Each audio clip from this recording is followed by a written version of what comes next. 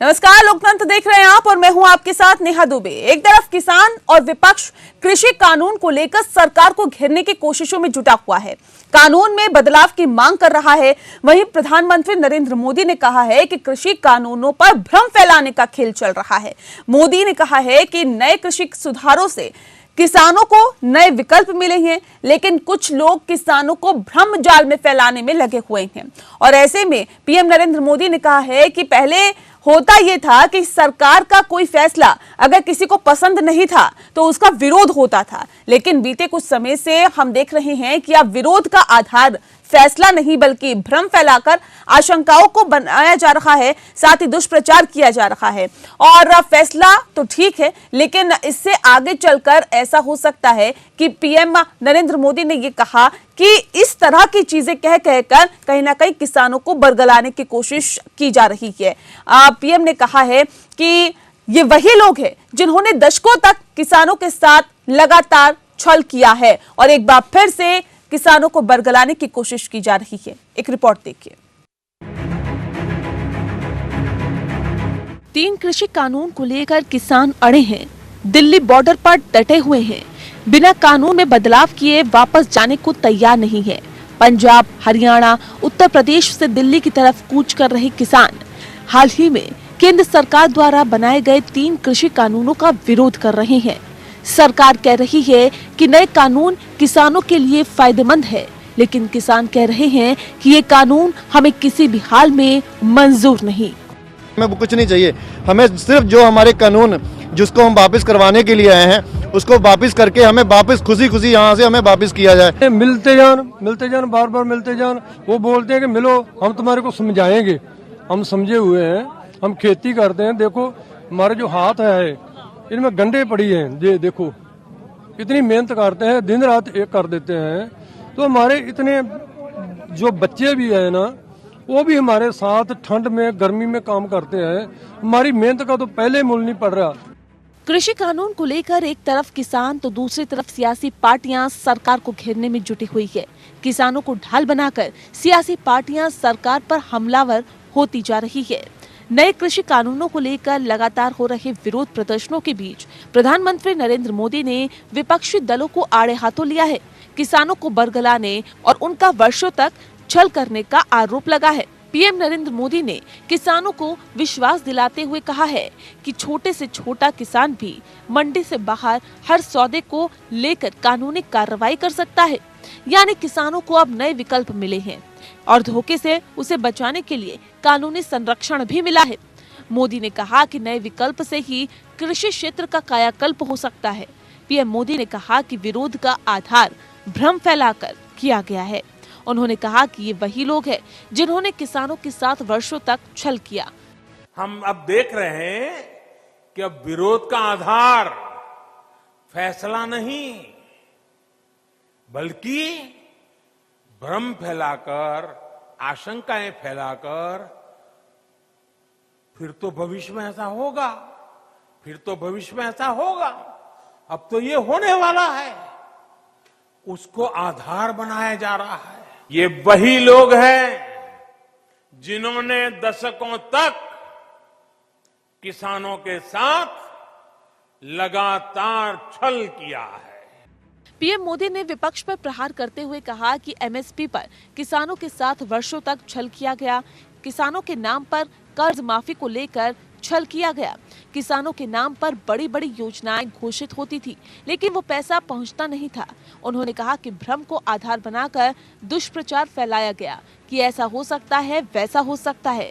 PM Modi ने कहा कि किसानों के बैंक खाते तक पैसे पहुंचे, उसका हमारी सरकार ने प्रबंध किया।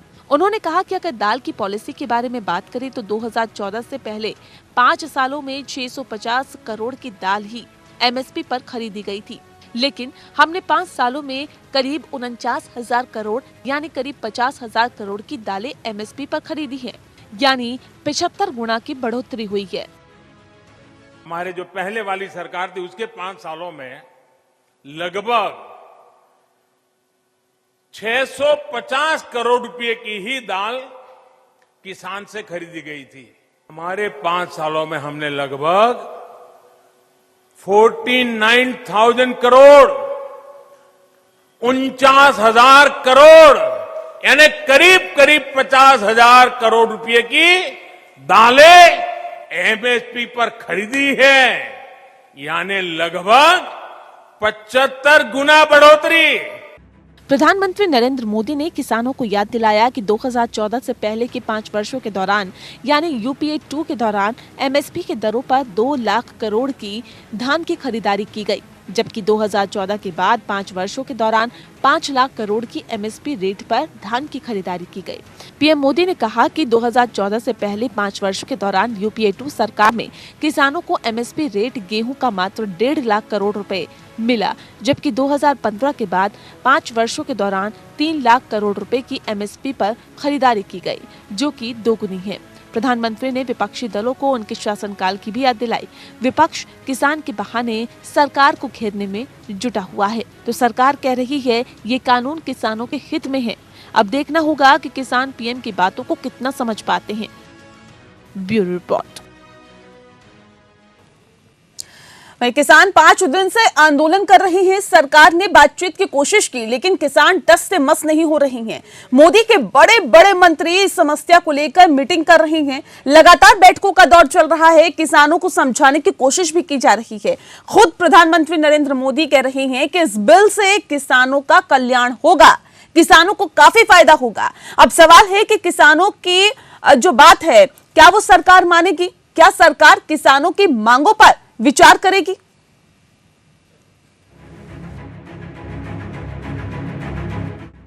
कृषि कानूनों को लेकर देश में किसान का विरोध प्रदर्शन जारी है। किसान कानून बदलने की जिद पर अड़े हुए हैं। सरकार शर्त के साथ बातचीत को तैयार है, लेकिन किसान किसी भी कीमत पर शर्त की बातचीत मानने को तैयार नहीं है। किसानों को लेकर सरकार के मंत्रियों के बीच लगातार मंथन हो रही है।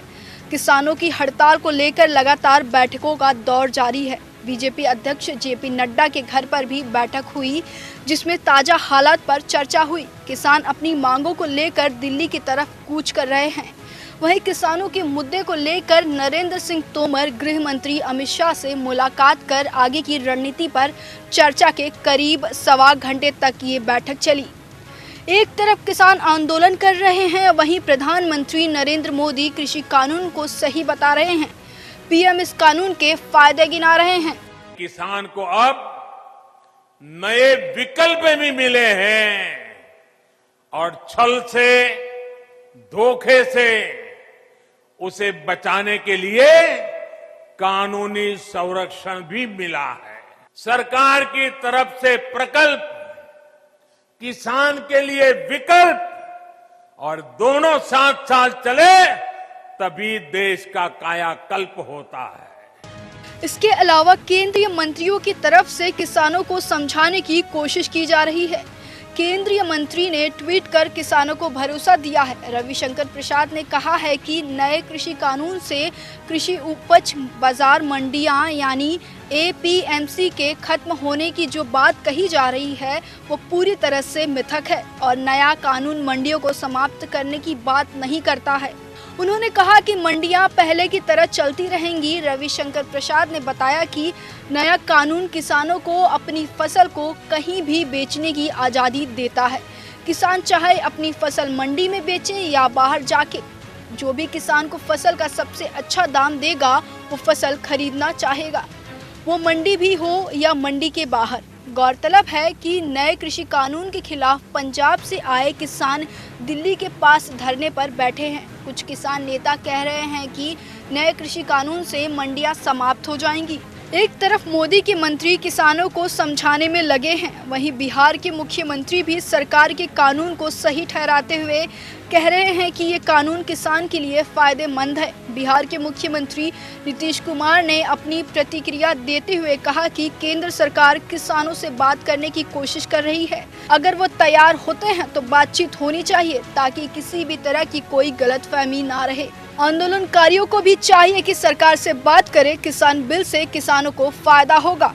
जो कहा जा रहा है केंद्र सरकार की तरफ से कि हम लोग किसानों से बातचीत करना चाहते हैं और उनको बताना चाहते हैं प्रोक्योरमेंट में किसी तरह की कठिनाई नहीं आने वाली है, तो देश भर में इसके बारे में जो किया गया है तो जरूरत इस बात की है कि इसमें लोगों के बीच में बातचीत हो जाए, और केंद्र सरकार तो चाहती है, किसानों के साथ बातचीत करना चाहते हैं। तो जब बातचीत हो जाएगी तब सही मायने में किसानों को ये जानकारी मिल जाएगी कि उनका किसी भी फसल का प्रोक्योरमेंट में किसी तरह की बाधा नहीं आने वाली है। सरकार और सहयोगियों की तरफ से किसानों को समझाने की कोशिश की जा रही है, लेकिन किसान मानने को तैयार नहीं है। अब सवाल है कि अगर किसान नहीं मानेंगे तो सरकार क्या करेगी? अगर किसान सर्द मौसम में आंदोलन को आगे बढ़ते रहेंगे तो सरकार का क्या रुख होगा? क्या सरकार किसानों की मांग मानकर कृषि कानून में बदलाव के लिए राजी हो जाएगी? Bureau report. जी हाँ, तो किसान लगातार 5 दिन से आंदोलन कर रहे हैं। सरकार ने बातचीत की कोशिश की, लेकिन किसान अब टस से मस नहीं हो रहे हैं। अब आप समझिए कि अन्नदाता सड़कों पर है और हालात देश के कुछ इस कदर है कि उन्हें अपनी मांगों को लेकर सड़कों का रुख करना पड़ा, राजधानी दिल्ली का कूच करना पड़ा, और एक स्वर में इस बात को कहा जा रहा है कि ये जो कानून है वो किसान विरोधी है। लेकिन सरकार की तरफ से लगातार ये कहा जा रहा है कि किसानों के हित के लिए इस कानून को बनाया गया है, लिहाजा किसानों का इससे फायदा होगा। लेकिन इस बीच जो लड़ाई है वो थमने का नाम नहीं ले रही है। किसान टस से मस नहीं हो रहे, वो साफ तौर पे कह चुके हैं कि इस जो कानून है उसमें संशोधन हो। ऐसे में क्या कुछ बीच का रास्ता होगा, किस तरह से सरकार कोशिशें कर रही है, कहां खामी कहां कमियां रह गई, इस पूरे विषय पर हम तफसील से चर्चा करेंगे। खास मेहमान हमारे साथ मौजूद है, उनसे आपका तारुफ करा देते हैं। सचिन रावत जी हमारे साथ है, कांग्रेस के नेता हैं। सचिन जी बहुत स्वागत है आपका। आनंद साहू जी हमारे साथ है, बीजेपी के नेता है। आनंद जी बहुत स्वागत है आपका भी। और साथ ही विनोद आनंद जी हमारे साथ जुड़ गए हैं, जो कि संस्थापक राष्ट्रीय किसान महासंघ के संस्थापक है। बहुत स्वागत है विनोद आनंद जी आपका भी। इस खास कार्यक्रम की शुरुआत हम विनोद जी आपके साथ ही करते हैं, क्योंकि अब सड़कों पर किसान हैं और जाहिर तौर पर आप लोगों को काफी दिक्कतों का सामना भी करना पड़ रहा है। जहां एक तरफ आंसू गैस के गोले छोड़े गए, वहीं पानी की बौछारें की गई। किसानों को तितर बितर करने के लिए भी लगातार कोशिश की जा रही है कि किसान जहां से आए थे वहां वापस चले जाए। लेकिन किसान अपनी जिद पर अड़ा हुआ है, और जब जब किसान अपनी जिद पर अड़ा है सर, तो वहां पर देखा है कि किस तरह के बदलाव होते हैं। अब क्या कुछ आप लोगों का आगे का स्टैंड है, और क्या सरकार की तरफ से कोई कोशिश आप लोगों से की गई है क्या अभी तक बात करने की? सरकार शर्तों के आधार पे हमें बातचीत करने के लिए बुला रही है। अब ऐसा कौन सा बातचीत होता है? अगर शर्तों के आधार पे ही बुराड़ी ग्राउंड में ही हमें अगर बिठाना था तो हम लोग अच्छे भले अपने गांव में बैठे थे। हम अपने गांव से इतने दूर से चल के आ रहे हैं, तो कम से कम बातचीत भी अगर करनी है तो बुराड़ी ग्राउंड में हमें जाने के लिए क्यों कहा जा रहा है? ये कूटनीतिक तौर पे अपनी चाल चल रहे हैं। हमसे बात करने के लिए अभी तक किसी प्रकार का कोई वैसा प्रावधान नहीं किया गया है, और अभी भी हम इंतजार कर रहे हैं कि बगैर किसी शर्त के हमसे किसान बात करें।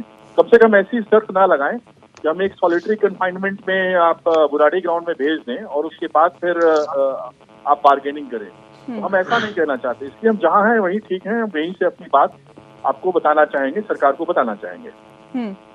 ठीक है आनंद साहू जी, जो ये कोशिशें अभी की जा रही हैं, तमाम मंत्रियों की तरफ से ट्वीट किए गए हैं, बातचीत करने की कोशिश की जा रही है, प्रधानमंत्री का भी वक्तव्य आया। सर, ये जो कोशिशें आप किसानों से बातचीत करने की जा रही है, क्या नहीं लगता कि अगर ये वक्त रहते ये बातचीत की जाने की कोशिश की जाती तो आज ये नौबत कम से कम नहीं आती? देखिए नेहा जी, यहाँ देखिए सबसे बड़ी बात जो है, किसानों का फायदा किससे हो रहा है, कहां से हो रहा है, कैसे हो रहा है। और बड़ी सवाल ये है आपके चैनल के माध्यम से कि किसानों का अगर इतने बड़े बड़े हितैषी हैं, चाहे वो कांग्रेस है, कम्युनिस्ट है, चाहे और भी कोई रीजनल पार्टीज हैं, और बहुत सारे किसान नेता हैं, यूनियनिस्ट है, ट्रेड यूनियनिस्ट है, तो मैं एक सवाल करता हूं कि भारत के प्रधानमंत्री नरेंद्र मोदी जी माफ कीजिए आनंद साहू जी, मैं यहाँ पे आपको रोकूंगी क्योंकि उत्तर प्रदेश के मुख्यमंत्री योगी आदित्यनाथ देव दीपावली पर क्या कुछ कह रहे हैं, सुनते हैं। प्रयागराज की धरती पर उन्हें आमंत्रित करवा करके वैश्विक मंच पर कुंभ की इस परंपरा को स्थापित करके भारत की सांस्कृतिक मान्यता को एक नई ऊंचाई देने का कार्य किया। और आज मैं देख रहा हूं काशी में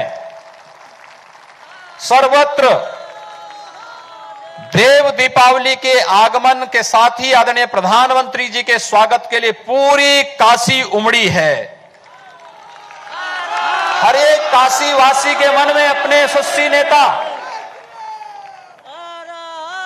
देश के लोकप्रिय प्रधानमंत्री के प्रति अपार श्रद्धा और सम्मान का जो भाव है, आज एक एक दीप प्रज्वलन के माध्यम से भाव काशी की भावनाओं के माध्यम से हम सबके सामने आज लाखों की संख्या में प्रज्वलित हो रहे दीपों के माध्यम से देखने को मिल रहा है।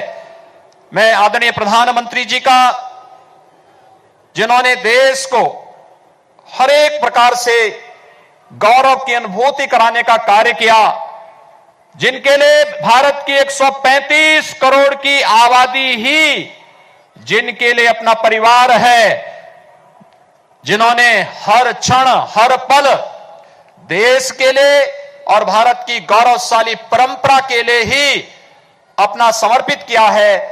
भारत माता के ऐसे सपूत, भारत के गौरव, देश के यशस्वी प्रधानमंत्री और एक काशी का गौरव है कि आज हम सबको मां गंगा के तट पर आदरणीय प्रधानमंत्री जी के अभिनंदन करने का सौभाग्य प्राप्त हो रहा है। भाइयों बहनों, ये मां गंगा की अविरलता, निर्मलता किसी से छुपी हुई नहीं है। आज से 6 वर्ष पहले तक इसी गंगा मैया में डुबकी लगाने में हम लोग हिचक करते थे। अगर 2 दिन लगातार डुबकी लगा दिए तो पूरे बदन पे लाल चकत्ते निकल पड़ते थे। डॉल्फिन, जो गंगे डॉल्फिन के नाम पे विख्यात था, समाप्त हो चुका था।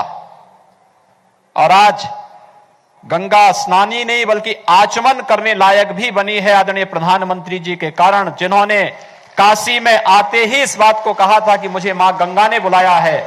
और मां गंगा के प्रति जो आदरणीय प्रधानमंत्री जी का संकल्प था, नमामि गंगे परियोजना के सफलतम क्रियान्वयन के माध्यम से मात्र 6 वर्ष के अंदर गंगा की निर्मलता हम सबके सामने है। और आज गंगा के तट पर यह देव दीपावली का कार्यक्रम जहां एक नई ऊंचाइयों को छू रहा है, संत रविदास घाट पर संत रविदास जी और मां गंगा का अनन्य संबंध था। और साथ ही साथ मां गंगा का संबंध भगवान विश्वनाथ के साथ किस रूप में है। कहते हैं काशी में जब मां गंगा आई तो भैरवनाथ जी ने रोकने का प्रयास किया। मां गंगा ने कहा कि मैं तो भगवान विश्वनाथ की शरण में जाना चाहती हूं, एक बार मुझे दर्शन करने दो। भैरवनाथ जी ने कहा नहीं, स्वभाव से चंचल होने के नाते कहीं यहां पर भगवान विश्वनाथ की साधना में, उनकी समाधि में अड़चन न आने पाए।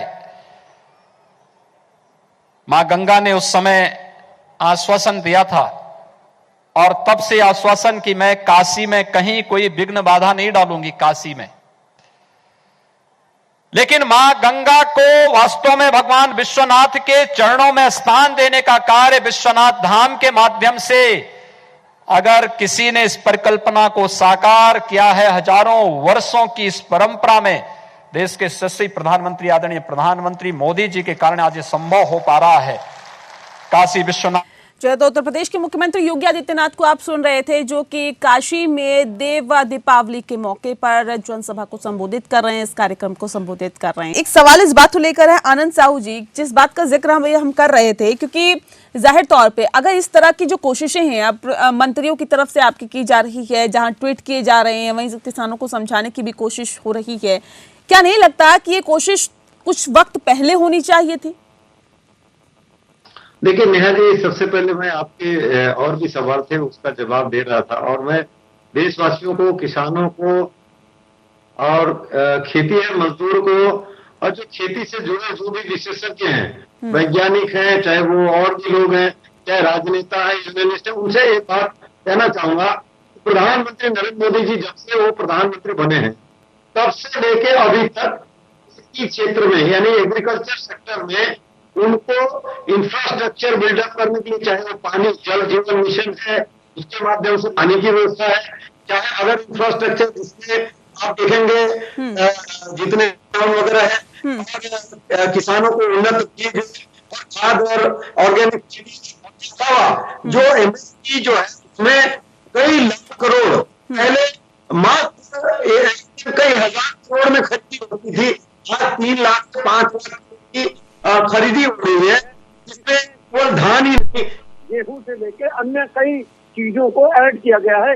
ये मैं नहीं कह रहा, किसान को ऑलरेडी पता है कि ये हो रहा है, मंडियों में पारदर्शिता लाने का काम हो रहा है। उसके बावजूद ये जो हो रहा है, ये जो किसान आंदोलन हो रहा है, उसका कारण क्या है और कौन लोग हैं इसके पीछे, उसको समझना चाहिए।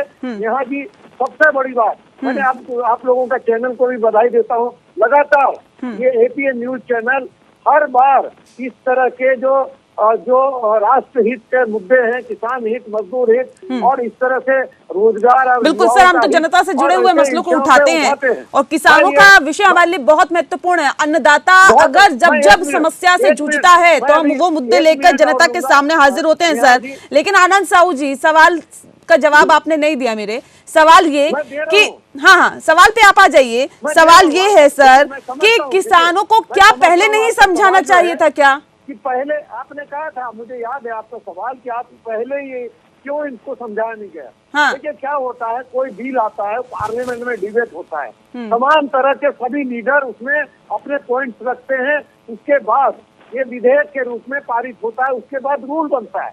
रूल में भी तमाम तरह के चीजों को संशोधित करके किसानों के हितों की रक्षा करने के लिए किया जाता है। उसके बाद हमारे मंत्री सभी राज्य में जा करके समझाने के लिए बताए कि ये किसान हितैषी कानून है और किसानों के उन्नति प्रगति के लिए है। इसके बावजूद भी मैं आपको बताना चाहूंगा, कांग्रेस का ये रीति नीति रही है और कम्युनिज्म का भी, यूनियन लोगों का भी, किसानों को मरवा कर, जेल में डलवा कर, चाहे किसान ही नहीं युवाओं को भी हत्या करवा करके राजनीति करने का ये षड्यंत्र कांग्रेस का रीति नीति रही है। ये पहली बार नहीं हो रहा है नया जी, this is not the first time. इतिहास गवाह है मध्य प्रदेश में कैसे किसानों को, जबकि मध्य प्रदेश में राष्ट्रपति अवार्ड मिला है। जीडीपी ग्रोथ को लीजिए, क्या किसानों की इनकम को लेकर देखिए। ठीक है सचिन रावत जी, ये आरोप लगातार लगता आ रहा है कि किसानों, ठीक है सर, ठीक है सर, ठीक है आनंद जी, ठीक है सर, समझ गए हम क्या कहना आप चाहते हैं। सचिन रावत जी, सवाल इस बात को लेकर है कि लगातार आरोप कांग्रेस पर लग रहा है कि किसानों पर अपनी सियासत चमका रही है कांग्रेस पार्टी, क्या ऐसा है क्या?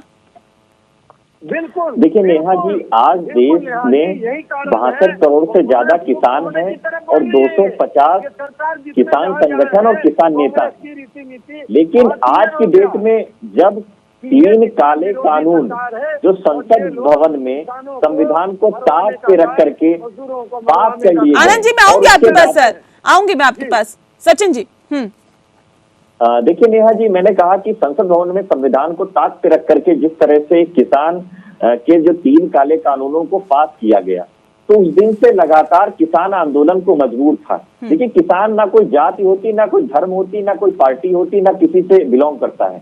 किसान हमारे देश का अन्नदाता है, वो भाग बिताता है। अरे सुन लो महाराज, सुन लो कम से कम, आप लोग कम से कम हर जगह, अरे लीजिए, आपकी बात में नहीं बोला ना, नक्सलवाद में ढकेला। अरे आप लोग तो किसानों को आतंकी बोलते हैं। आनंद जी सुन लीजिए ना, उसके बाद बोल लीजिएगा। उनके इंफ्रास्ट्रक्चर, उनके नहीं सुनते हैं आनंद जी, गलत बात है। आनंद जी सुन लीजिए, थोड़ा सा सुन लीजिए सर, फिर अपनी बात रखिएगा, मौका दूंगी मैं आपको सर, पूरी अपने अच्छे से बात रखिएगा। सचिन जी कुछ कह रहे हैं, सुन लेते हैं। देखिए नेहा जी, पहली बात, जो एमएसपी की बात लगातार कांग्रेस पार्टी उठाती हुई आई है और लगातार कह रही है कि आपने जो किसान अध्यादेश बिल बनाया उसमें एमएसपी को क्यों नहीं मेंशन किया, एमएसपी पे जो फसल है उसका निर्धारित मूल्य क्यों नहीं रखा, पहली बात। और रही दूसरी बात, जो कृषि उपज जो मंडी है वो आप खत्म कर देंगे तो किसान से जो फसल है वो कैसे कौन खरीदेगा, और किसान को अपनी फसल का दाम जो उचित है वो कैसे मिलेगा। मैं समझता हूँ कि देखिए कुछ जो ठेका प्रथा है, जो निजीकरण है, किसानी और किसानों का जो क्षेत्र है उसको भी आप निजीकरण कर देंगे तो निश्चित तौर पे जो एक उद्योगपति, जो पूंजीपति हैं, उनको फायदा पहुंचेगा। देखिए क्या होता है नेहा जी, हमारे देश में 85% से ज्यादा किसान हैं जिनके पास 2 एकड़ से ज्यादा भूमि नहीं है और वो अपनी जीविका वहीं पे चलाते हैं, वो कैसे अपनी फसल कहाँ पे बेच सकेंगे? जैसे इन्होंने कहा एक देश एक फसल की बात, मतलब वो जगह जगह पे जाकर के बेचेंगे। हमारे जो ग्रामीण तबके का जो किसान है वो इतना सक्षम नहीं है कि अपनी फसल ले जाकर के महाराष्ट्र में बेचे जाकर। ये तो बहुत बड़ा सवाल उठ जाता है ना यहाँ पर कि सर 75 साल देश को आजाद हुए हो गए, आज तक अगर किसान सक्षम नहीं है तो क्यों सक्षम नहीं है सर? क्यों बेहतर ये कहा जा सकता है कि पहले उनके लिए इंतजामात नहीं किए गए? और आपने एमएसपी की बात की है सर, उस पर भी बहुत सवाल खड़े होते हैं। बात यहाँ किसानों की हो रही है, अन्नदाता की हो रही है, क्योंकि अन्नदाता आज सड़क पर है और अपनी मांगों को पुरजोर तरीके से उठा रहा है। रात भर पिछले 5 दिनों से दिन रात सड़कों का रुख करना और इस ठंड के सीजन में सड़कों पर रहना जाहिर तौर पर समस्या बहुत ज्यादा है और यही वजह है कि किसान अब सड़कों का रुख कर चुके हैं और अपनी मांगों को पुरजोर तरीके से उठा रहे हैं। खास मेहमान लगातार हमारे साथ मौजूद हैं। एक सवाल इस बात को लेकर है सचिन रावत जी, अभी आपने ब्रेक पे जाने से पहले कहा कि एमएसपी के विषय पर जो किसान है वो सड़कों पर है, वो कह रहा है कि हमें लिखित में दें और सरकार लिखित में देने के लिए तैयार नहीं है, यानी कि बिल में अब ये एमएसपी हटाई नहीं जाएगी ये लिखने के लिए सरकार तैयार नहीं है, यानी कि संशोधन करने के लिए तैयार नहीं है। सर ये तो पहले भी नहीं था बिल में। देखिए नेहा जी, जब किसान अध्यादेश बिल बन रहा था तब कम से कम जो किसान संगठन के नेता हैं, जो प्रतिपक्ष के नेता हैं, उनसे राय मशवरा करके आप विधेयक बनाते हैं, उसके बाद पारित करते हैं, तो इस प्रकार की आंदोलन की जरूरत ना होती आज हमारे किसान भाइयों को। लेकिन जब किसान भाइयों को लग गया कि आज उनकी जो किसानी है उस पर कुठाराघात हो रहा है, उस पर प्रहार किया जा रहा है, तब उन्होंने समझा कि आने वाले जो फसल है हमारी फसल, हम अपनी जमीन पे बेरोजगार हो जाएंगे, हम फसल उगाएंगे, कुछ पूंजीपति लोग आएंगे, वो जमाखोर लोग आएंगे, हमारी फसल को औने पौने दामों पे खरीद करके और उसको मार्केट में डबल रेट पे ट्रिपल रेट पे बेचेंगे। नहीं, सवाल मेरा नहीं समझा आप सर। सचिन जी सवाल इस बात को लेकर है कि एमएसपी की, जिस आप एमएसपी की बात कर रहे हैं वो तो पहले भी कानून में नहीं था, लेकिन आज ही विरोध क्यों हो रहा है?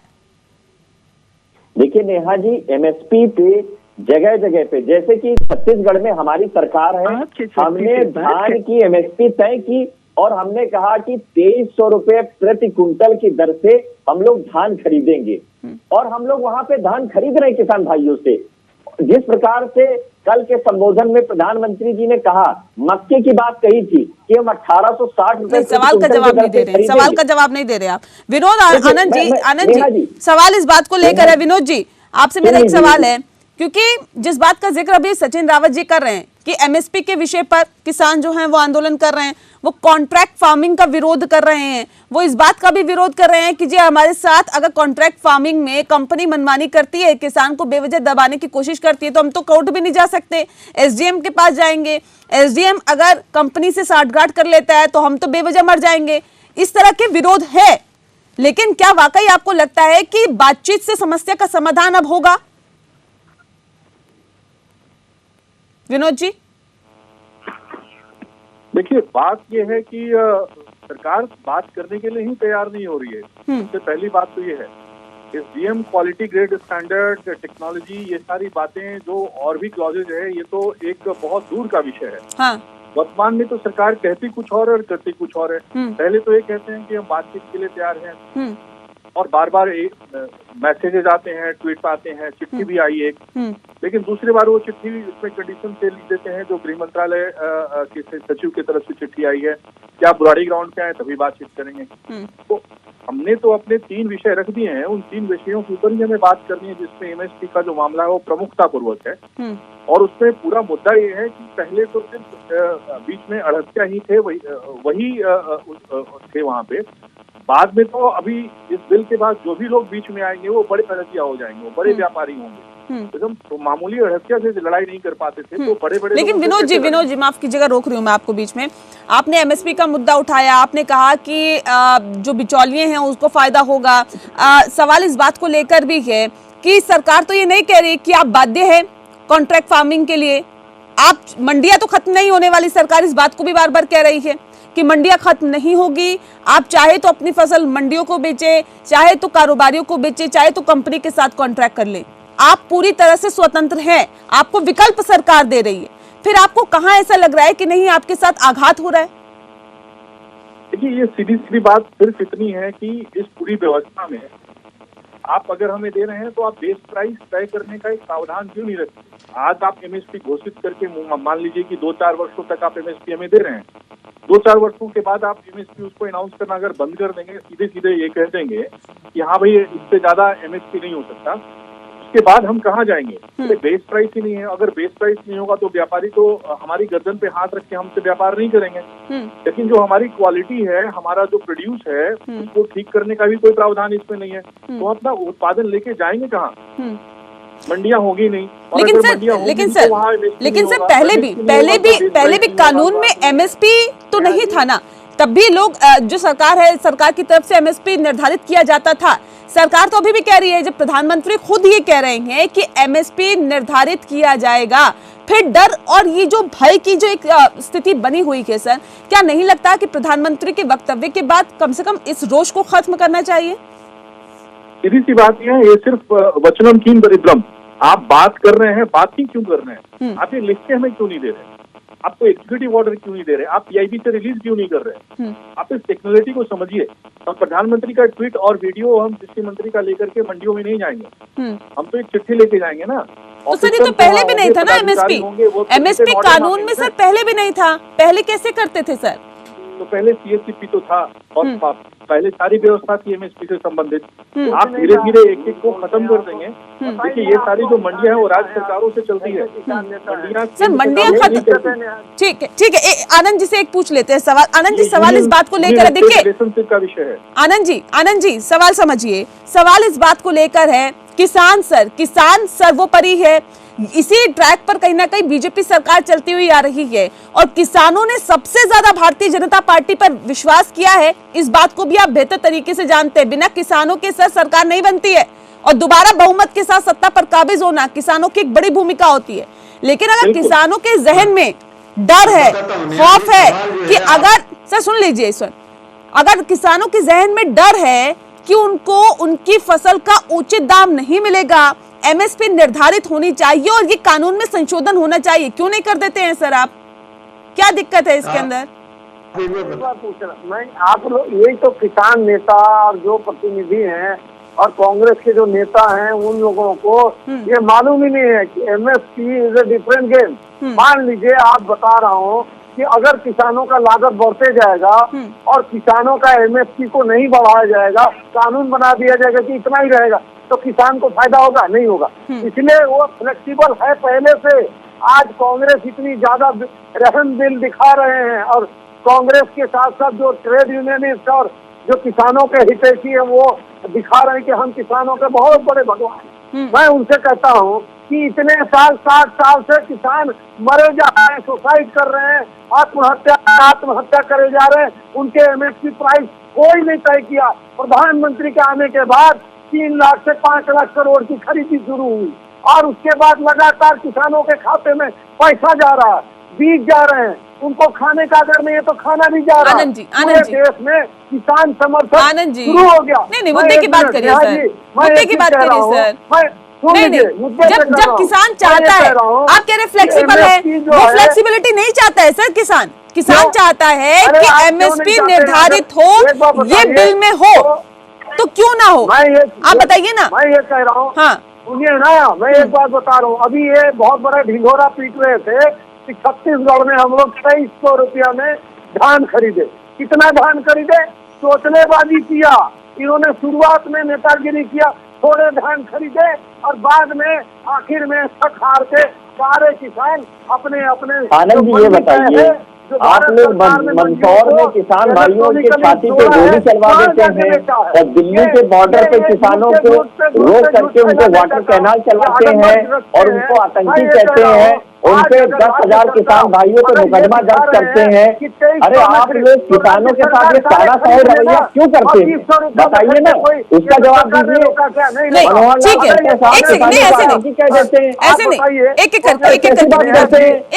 किसानों के साथ किसान भाई हमारे देश के अन्नदाता भाग नहीं जाता है। ठीक है, इसकी बात आनंद जी समझना होगा आपको। बहुत दाम में खरीद लिया। आनंद जी ठीक है सर, समझ गए सर आप क्या कहना चाह रहे हैं सर, समझ गए आप क्या कहना चाह रहे हैं। एक सेकंड आनंद जी। सचिन जी सवाल मेरा आपसे है, ठीक है बीजेपी ने तो नहीं किया एमएसपी को बिल में मेंशन नहीं किया, लेकिन सर 75 सालों से अमूमन आपकी ही सरकार रही है और ज्यादातर देश में आपने ही शासन किया है। जो किसानों के हालात है वो सर कितने बेहतर हुए इन 75 सालों में, ये भी यहाँ पर सोचने की जरूरत है। और सोचने की जरूरत इस बात की भी है कि जिस बात का आप लोग विरोध अभी कर रहे हैं, सर आपकी सरकार जब थी तो आपने क्यों नहीं उसे मेंशन किया बिल में, क्यों नहीं बदलाव किया? नेहा जी मैं बताना चाहूंगा कि तत्कालीन प्रधानमंत्री स्वर्गीय इंदिरा गांधी जी ने हरित क्रांति योजना चला करके देश में हमारे किसान भाइयों के लिए जो पहले एक नेक्सस बना हुआ था, जो एक जमींदारी थी, जिसमें क्या था कि छोटे जो किसान भाइयों के साथ हमेशा कुठाराघात किया जाता था, उनको अपनी जमीन पर फसल उगाने की जो हरित क्रांति योजना के तहत उनको जमीन दी और वो अपनी फसल लगाया था। जो मंडी थी, एमएसपी क्यों मेंशन नहीं किया गया, क्यों उसमें बदलाव नहीं किया गया, क्यों संशोधन नहीं किया गया? आपकी सरकार थी, बहुत बार ऐसा हुआ है कि पूर्ण बहुमत से, बहुत बार ऐसा हुआ है कि गठबंधन से, यूपीए 1 यूपीए 2 हाल ही में, और उससे पहले तो पता नहीं कितनी बार आप लोगों ने सर शासन किया है, क्यों बदलाव नहीं किए गए? नहीं मैं बता रहा हूँ, कोई जवाब नहीं है। 10 से 15 साल भारतीय जनता पार्टी की सरकार भी रही है, लेकिन आज के डेट में एमएसपी के बाद जब किसान भाइयों को साथ में करनी चाहिए तो प्रधानमंत्री जी सिर्फ बातें करते हैं, आप मेंशन नहीं करते हैं। आप कहते हैं कि अनाज मंडी बंद नहीं होगी, आप कहते हैं कि हमारे किसान भाइयों को जो जमाखोरी है वो रुकेगी, आप यही बातें एक्ट में क्यों नहीं लिखते हैं? आनंद जी हम लोगों ने धैर्य रखिए हम लोगों ने एमएसपी की बात कही, हम लोगों ने समर्थन मूल्य की बात कही, हम लोग समर्थन मूल्य कहने से नहीं होता ना सचिन जी, कहने से नहीं होता ना, कह तो बीजेपी की सरकार में रही है, क्या किसान मान रहे हैं क्या? मक्का की बात हो, कहने से नहीं होता है ना सर। मूल्य देने का काम किया, लेकिन आज की डेट में समर्थन मूल्य जो है वो मेंशन नहीं किया जा रहा है। विरोध जी देखिए मेंशन करने में आज देखिए पैसे कुछ और है, लेकिन इसी राजनीति में लागू हो जाता है उसी एक्ट के निर्धारण पर किसान भाई चलेंगे, किसान भाई अपनी फसल को बेचेंगे। इस वक्तव्य से तो ऐसा लगता है सिर्फ किसानों को राजनीति के लिए इस्तेमाल किया गया है सर, राजनीतिक हथियार बनाया गया है। आज भी किसान अपने आप को ठगा सा महसूस कर रहा है, ठीक है, लेकिन ऐसे में सर लगातार किसानों को डिटेन किया जा रहा है, उनको वाटर कैनाल चलाया जा रहा है, उनको आतंकी कहा जा रहा है। 10,000 किसान भाइयों पे मुकदमा लिखा गया, कई किसान भाइयों ने अपनी प्रदर्शन करते करते उन्होंने दम तोड़ दिया। आज इस निरंकुश सरकार अगर किसान सवाल पूछते हैं तो ये सरकार मुकदमा लिख देती है। मैं कहना चाहूंगा सवाल ये कि सरकार चाहे किसी की भी रही हो, क्या किसानों की स्थिति में बदलाव आया है क्या? ये एक बड़ा सवाल यहाँ बन जाता है। एक बात किसानों की हो रही है, खास मेहमान लगातार हमारे साथ मौजूद है विनोद आनंद जी। सवाल इस बात को लेकर है, किसान अपनी मांगों पर अडिग है, सरकार झुकने को तैयार नहीं है। सर क्या लगता है बीच का रास्ता कोई है क्या? अगर है तो कैसे निकलेगा? क्या बीच का रास्ता हो सकता है? हमने तो बस बीच का ही रास्ता दिया है, हाँ। हमें और ज्यादा कुछ भी नहीं चाहिए। आप जो कह रहे हैं उसको आप या तो प्रेस रिलीज उसका कर दें CIB पे, जो सरकारी प्रेस रिलीज होती है प्रेस इंफॉर्मेशन ब्यूरो से, या आप एक एग्जीक्यूटिव ऑर्डर पास कर दें, उसके लिए एग्जीक्यूटिव ऑर्डर दे दें। उसमें तो प्रावधान है, अगर कोई भी बिल पार्लियामेंट में पास हो जाता है तो उसके बाद उसमें रिफॉर्म्स किए जा सकते हैं। अगर आप पार्लियामेंट में रिफॉर्म नहीं कर सकते तो उससे संबंधित एक एग्जीक्यूटिव ऑर्डर दे दें कि MSP के नीचे कोई भी व्यापारी इस स्टैंडर्ड का माल नहीं खरीदेगा। हम और इस स्टैंडर्ड को जोड़ने के लिए कह रहे हैं। हम ये नहीं चाह रहे हैं कि हम कोई भी कुछ भी पैदा करें और आप उसकी खरीदारी करें। आप उसमें सीधी बात ये कह दें कि हाँ ये प्रावधान है और इस प्रावधान के वजह से हम ऐसा नहीं कर सकते, परंतु हम ऐसा कर सकते हैं। आप हमें सिर्फ MSP को एक लीगल स्टेटस दे दें। हमें सबसे पहले यही बीच का रास्ता है, हम वापस चले जाएंगे। हमें तो बस इतना ही चाहिए। आप ठीक है। आनंद साहू जी रिटर्न में मांग रहे हैं कि एग्जीक्यूटिव ऑर्डर दे दीजिए और उसके बाद इस समस्या का समाधान हो जाएगा। बाद में बिल में संशोधन हो जाएगा?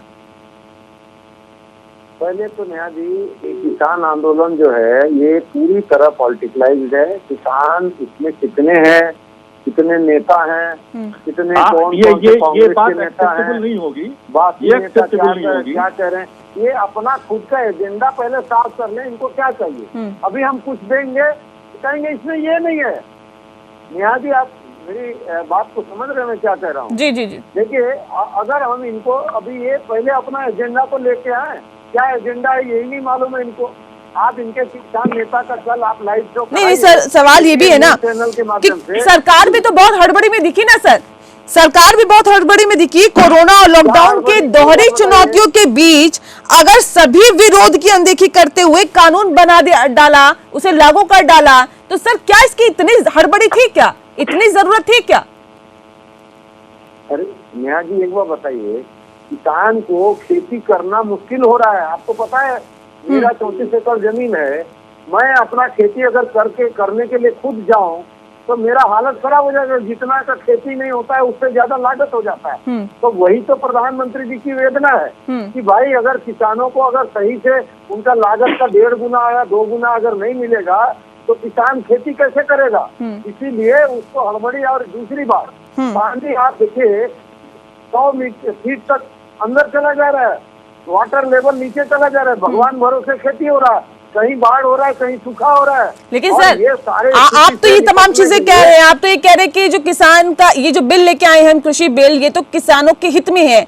लेकिन कहीं ना कहीं इस बिल के पास होने से इस बात को और बल मिला है कि कोरोना के काल में सरकार कहीं ना कहीं इस बिल को लाकर किसानों पर थोपना चाहती है। क्या नहीं लगता कि ये अवधारणा बनती हुई दिखाई दे रही है? एक बात बताइए नेहा जी, मैं एक बात पूछना चाहता हूँ। आप विद्वान हैं, आप तो पत्रकार हैं, आप एक बार बताइए, अगर हमारे किसानों के साथ अन्याय हो रहा है मंडी में, हमारे किसान के साथ अन्याय हो रहा है कई कोऑपरेटिव में, हमारे किसान के साथ अन्याय हो रहा है उनके खेत में अवैध कब्जा हो जा रहा है, हमारे किसान गरीब मजदूरों के यहाँ उनके घरों में खेतों में कब्जा कर लिया जा रहा है, और उस पर अगर कानून नहीं लाया जाए और उसको आगे सशक्तिकरण नहीं दिया जाए, किसानों को सुविधा नहीं दिया जाए, किसानों के हितों की रक्षा न किया जाए, और किसानों के पानी, बिजली, उनके रख रखाव, गोडाउन, उनके फूड प्रोसेसिंग, उनको एक्सपोर्ट करने की छूट ना दी जाए, तमाम चीजों का अगर सुविधा ना दी जाए,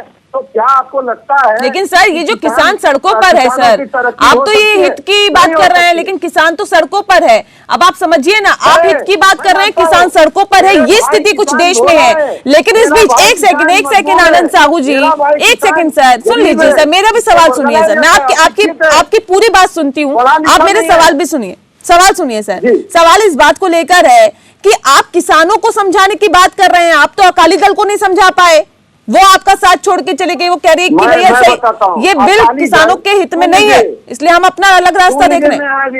अकाली दल खुद अपने दलदल में फंसते जा रहा है। किस तरह से अकाली दल के कारण हमारी वहाँ लुटिया डूबी, जहाँ पानी कम था, शहरों में कहाँ दम थी, वो वाली बात हो गई पंजाब में। अब उनको पता चला कि उनको लगता है कि कांग्रेस के गोद में जाके बैठ जाएंगे तो हो सकता है उनके ऊपर जो कार्रवाई होना था, हो सकता है उससे कांग्रेस जो है लिपापोती कर देगी। उसके लिए चोर चोर मुसेरे भाई बन रहे, तो बन जाए, थोड़े दिन की है ये मुस्कुराहट। उसके बाद ये जो है ना सर, अब क्या गुंजाइश है, क्या बिल में संशोधन की गुंजाइश है? किसानों को कैसे शांत कराया जाएगा? सर अब समाधान की तरफ बढ़ते हैं।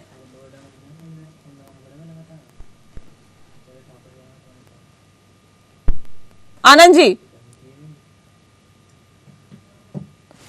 लगता है संपर्क हमारा टूट गया, लेकिन जाहिर तौर पे ये कहा जा सकता है कि किसान क्योंकि अपने जिद पर अड़ा हुआ है, किसानों का साफ तौर पे कहना है कि बिल में ये भी मेंशन हो, ये भी उसमें लिखा जाए कि एमएसपी को नहीं हटाया जाएगा। हालांकि सरकार बार बार इस बात को कह रही है कि एमएसपी को नहीं हटाया जाएगा, बावजूद इसके किसान टस से मस नहीं है, किसान मानने को तैयार नहीं है, और ऐसे में लिखित रूप से सरकार से ये लेना चाहता है कि एमएसपी को नहीं हटाया जाएगा। साथ ही 3 जो उनकी मांगे हैं उनको भी लेकर अब सड़कों का रुख कर चुके हैं किसान, राजधानी दिल्ली का कूच कर चुके हैं। और आपको बता दें कि हरियाणा से दिल्ली, पंजाब से दिल्ली और देश के अलग अलग राज्यों से दिल्ली राजधानी में पहुंच गए हैं और ऐसे में लगभग 5 दिन से सड़कों का रुख कर चुके हैं।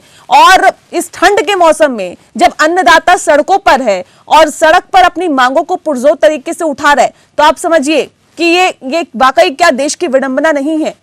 समझिए, और जाहिर तौर पे इसका समाधान अब सरकार को निकालना भी चाहिए। इसी के साथ लोकतंत्र में इतना ही। नमस्कार।